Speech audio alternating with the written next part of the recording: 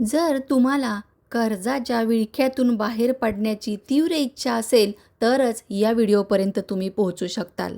हो, नमस्कार. आजच्या नवीन व्हिडिओमध्ये तुमच्या सगळ्यांचं मनापासून स्वागत. कारण प्रत्यक्ष हनुमंतांनी तुम्हाला या व्हिडिओ पुढे आणलेला आहे. कारण तुम्हाला कर्जाची खूप समस्या आहे, खूप टेन्शन आहे. सध्या काही ना काही जरी झालं तरी प्रत्येक घराघरामध्ये कर्ज रूपी राक्षस जो आहे तो वावरताना दिसून येतो. मग या कर्जाच्या राक्षसाच्या जाळ्यातून कचाट्यातून सोडवणार तर कोण? तर प्रत्यक्ष हनुमंत, बजरंगबली. हनुमान जयंतीला आत्ता गुरुवारी चैत्र पौर्णिमेला तुम्ही हा उपाय करायचा आहे. कारण गुरुवार म्हणजेच आपल्या स्वामींचा वार, गुरुचं पाठबळ भेटण्याचा हा दिवस.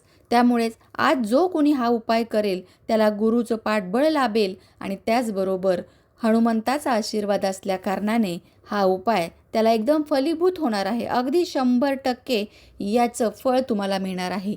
चला तर मग जास्त वेळ न लावता जाणून घेऊया की आजचा नेमका कोणता उपाय आहे की कायमस्वरूपी कर्जातून मुक्तता मिळवण्यासाठी हा एकच एक रामबाण उपाय प्रत्येक घरोघरी नक्कीच झाला पाहिजे. म्हणूनच व्हिडिओ शेवटपर्यंत नीट ऐका, लक्ष द्या, त्या गोष्टी ज्या सांगत आहे त्या लिहून घ्या आणि त्याप्रमाणे हा उपाय करा. व्हिडिओ शेवटपर्यंत ऐकल्यामुळे पूर्ण तुमची माहिती ही बिनचूक होते, उपाय हा चूक होतो आणि म्हणूनच तुम्हाला त्याचं फळ देखील रिझल्ट एकदम चांगलं आणि पटकन मिळतं. आता हा उपाय करताना तुम्हाला एकदम गुप्तपणे करायचा आहे. ही संधी अजिबात सोडायची नाही आहे. कारण हनुमंत आपल्याला कर्जातून काढू शकतात व तेच कर्जात टाकू शकतात. कारण काय तर मंगळ ग्रह जितका चांगला करता येईल तुम्हाला तितका चांगला जर तुम्ही केला तुमच्या पत्रिकेतील ग्रहांपैकी एक असा मंगळ ग्रह, कर्जातून मुक्तता मिळालीच म्हणून समजा. आता एक काळं कापड आपल्याला लागणार आहे, कॉटनचं काळं कापड. छोटं घ्या तुम्ही, अगदी तुम्हाला ज्या प्रकारे साहित्य सांगत आहे त्या प्रकारे ते काळं कापड कापून घ्या. एक पीसच घेऊन या, ज्यामुळे तुम्हाला काय होईल की हे सगळं साहित्य ठेवता येईल. दुसरी गोष्ट, काळे अख्खे उडीद लागणार आहे आपल्याला. बरोबर 3 मुठी बसतील एवढे काळे उडीद हवे आहेत. त्यानंतर मोहरीचे तेल जे आहे ते लागणार आहे, एक दिवा लावण्यासाठी आणि त्या पोटलीमध्ये वापरण्यासाठी. त्यानंतर आपल्याला काय करायचं आहे, काळे जे तीळ असतात ते काळे तीळ घ्यायचे आहे. याचबरोबर 2 काळ्या मिरी घ्यायच्या आहेत. हे सगळं त्या पोटलीमध्ये आपल्या स्वतःच्या हाताने टाकायचं आहे. 3 मुठी जे काळे उडीद आहे, त्याचबरोबर 2च थेंब, अगदी 2 थेंब सरसोचं तेल म्हणजे मोहरीचं तेल त्या काळ्या उडीदांवर पडलं पाहिजे, याची काळजी घ्या. त्यानंतर थोडे जे तीळ आहे ते 1 मूठ टाकायचे किंवा थोडेसे चिमूटभर जरी टाकले तरी चालणार आहे. त्याचबरोबर 2 काळी मिरी.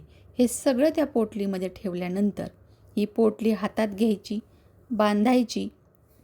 1 गाठ फक्त बांधायची सुरुवातीला. त्यानंतर 7 वेळा अँटी क्लॉकवाईज आपल्या डोक्यावरून फिरवायचं आहे. अँटी क्लॉकवाईज म्हणजे घड्याळाच्या उलट्या दिशेने आपल्या डोक्याभोवती ही पोटली फिरवायची.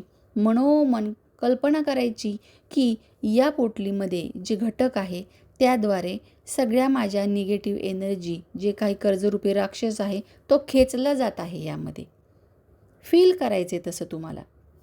आणि मग दुसरी गाठ बांधायची आणि हनुमंताच्या मंदिरात जाऊन ती पोटली त्यांच्या चरणापाशी ठेवून यायची आहे. पुन्हा एकदा मनापासून कळकळून प्रार्थना करायची आणि त्यानंतर तिथून कुणाशीही न बोलता, न मागे पाहता सरळ घरी यायचं. वाटेत कुठेही थांबू नका. मंदिरात वगैरे प्रसाद घेऊन तिथेच खात बसू नका.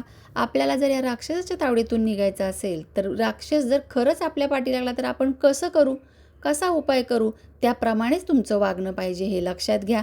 आणि मग तुमची जी कळकळून प्रार्थना, जे तुमची त्रास आहे, जी अडचण आहे, ज्यामुळे तुम्हाला त्रास होत आहे या कर्जरूपी राक्षसामुळे, जे काही ते सगळे म्हणायचे, सगळं सांगायचं. गुडघ्यावर यायचं, नतमस्तक व्हायचं, तिथलं शेंदूर आपल्या कपाळी लावायचं हनुमंताच्या पायाचं आणि मग सरळ घरी निघून यायचं.